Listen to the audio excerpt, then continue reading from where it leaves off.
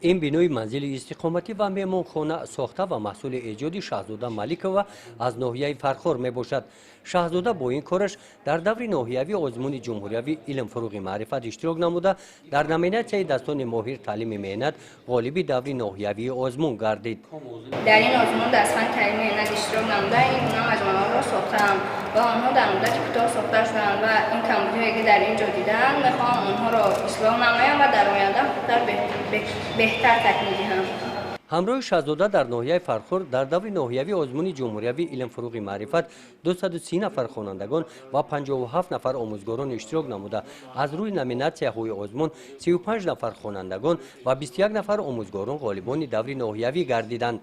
در دایره چاره‌بینی‌های مقامات اجرایی حاکمیت دولتی ناحیه فرخور برای هوسمندگردانی غالبان در دور ناحیوی آزمون جمهوری علم فروغ معرفت قید کرده شد که این تشبس‌های رهبری دولت با مقصد بلند برداشتن سطح و سواد و معرفت‌ناکی مردم و در نوبت اول نورسان جوانان تقویت حس ملی وطن‌دوستی و وطن‌پروری، هویت ملی ارزش‌گذاری و توسعه دایره دانش و جهانبینی علمی و تکنیکی و رشد علم‌های دقیق و طبیعی در کشور میباشد.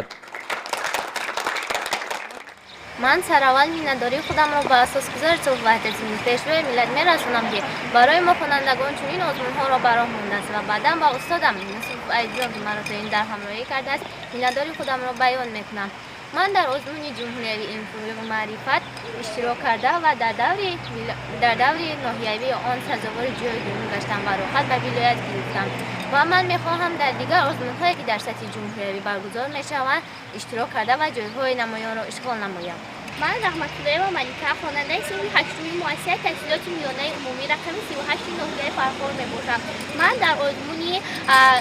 ناحیوی علم فروغ معرفت از فن جغرافیا اشتراک نموده سزاوار جای دوم گشتم و به دور ولایتی راحت یافتم و میخواهم که در دور ولایتی اشتراک نموده سزاوار جایهای نمایان گردم. من خواننده صف 10 مؤسسه تحصیلات میانه عمومی رقم 38 شبافروز مراد میباشم و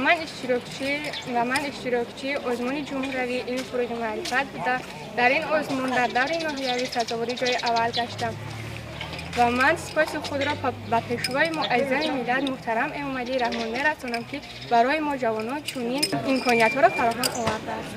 سپس در محیط ایدانه غالبان دور ناحیوی آزمون جمهوری علم فروغ معرفت از نام مقامات اجرایی حاکمیت دولتی ناحیه فرخور با سپاسنامه و تحفه‌های مادی قدر کرده شدند. در این چاره‌بینی با استفاده از فرصت مناسب همچنین از نام مقامات اجرایی حاکمیت دولتی ناحیه فرخور و منیژه رمضان برای اشغال جای افتخاری در نیمه‌رفان بین المللی شاس 2021 که در پایتخت کشور عزیزمان شهر دوشنبه دایر گردیده بود از نام مقامات اجرایی حاکمیت دولتی ناحیه فرخور و بخش جوانان و ورزش سپاسنامه و تحفه‌های مادی تقدیم کرده شدند.